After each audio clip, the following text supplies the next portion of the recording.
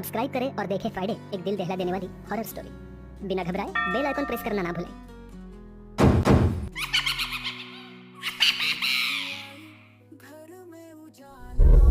इस कहानी के लेखक हैं संजय कामले।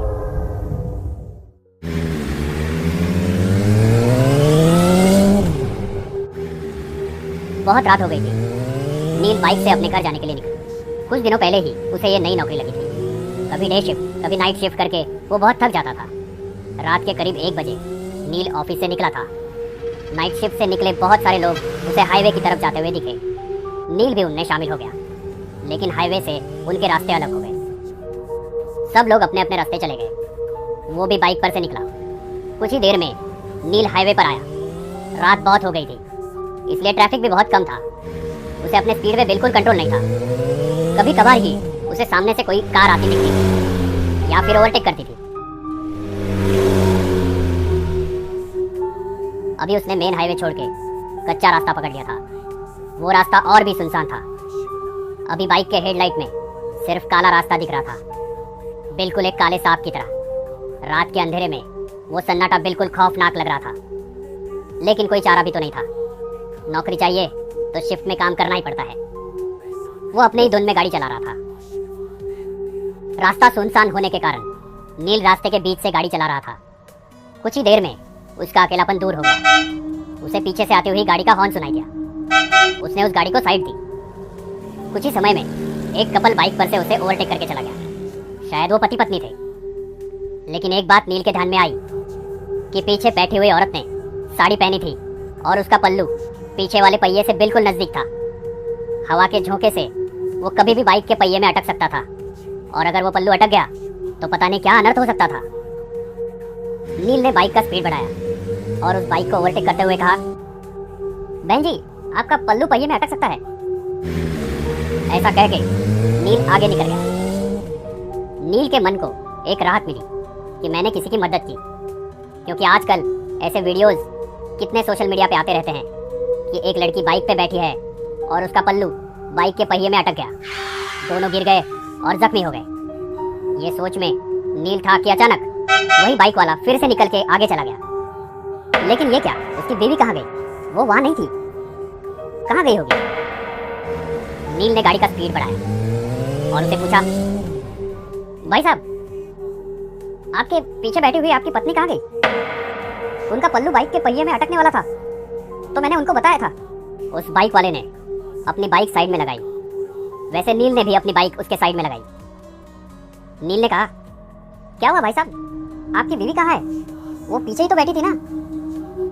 उस बाइक वाले का पूरा शरीर डर के मारे कपकपाने लगा। उसने कुछ नहीं कहा, सिर्फ अपनी डर भरी आंखों से पीछे मुड़ के देखा तो वो रास्ता और भी डरावना लग रहा था। नील ने उसे कहा, क्या हुआ, आप इतना डरे हुए क्यों हो? वो नील को देखते ही रह गया और फिर उसने पूछा, मेरे बाइक पर किससे बैठे देखा आपने? मतलब आप उसे नहीं पहचानते? मैं जॉब से घर जा रहा था अकेले, और मैंने किसी को लिफ्ट भी नहीं दी थी।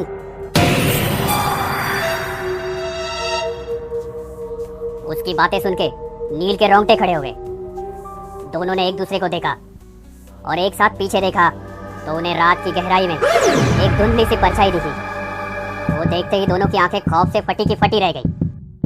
उन दोनों का दिल जोर जोर से धड़कने लगा था कि तभी सामने वाली बाइक ने हॉर्न मारा। दोनों की मानो सांस ही रुक गई।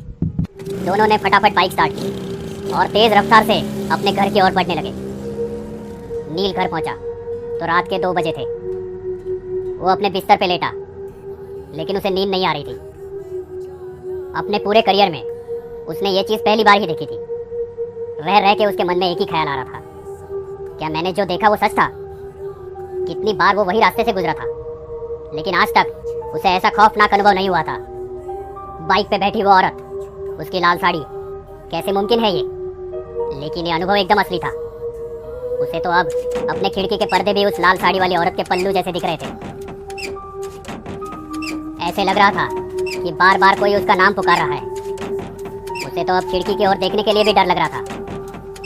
जब भी वो पर्दा हिलता, बस उसे वही सब याद आता। वो उठा और उसने खिड़की बंद कर दी। जैसे ही वो मुड़ा, उस औरत ने नील के ऊपर छलांग लगाई। नील डर के मारे चिल्लाने लगा। देखा तो वो सपना था।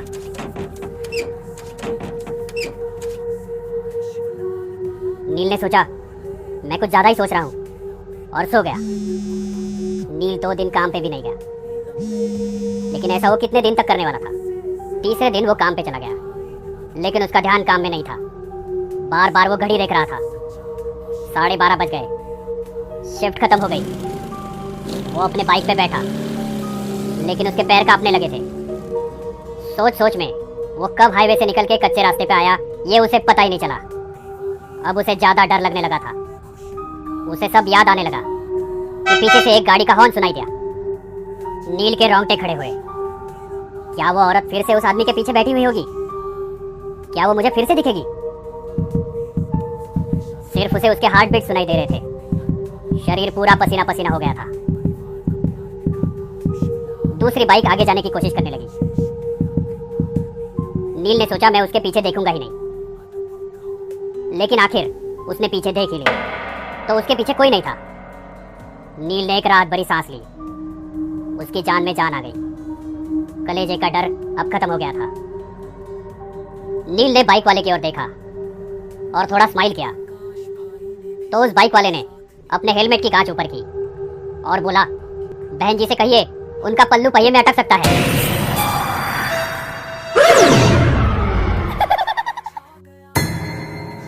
ये कहानी आपको अच्छी लगी हो तो हमें सब्सक्राइब करें, हमारा इंस्टाग्राम और फेसबुक पेज जरूर फॉलो करें।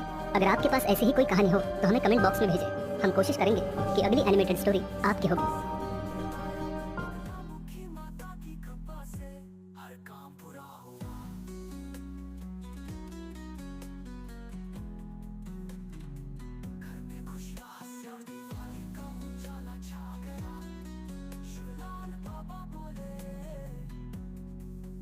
बेटा और बहू सच्चे दिल से मेहनत की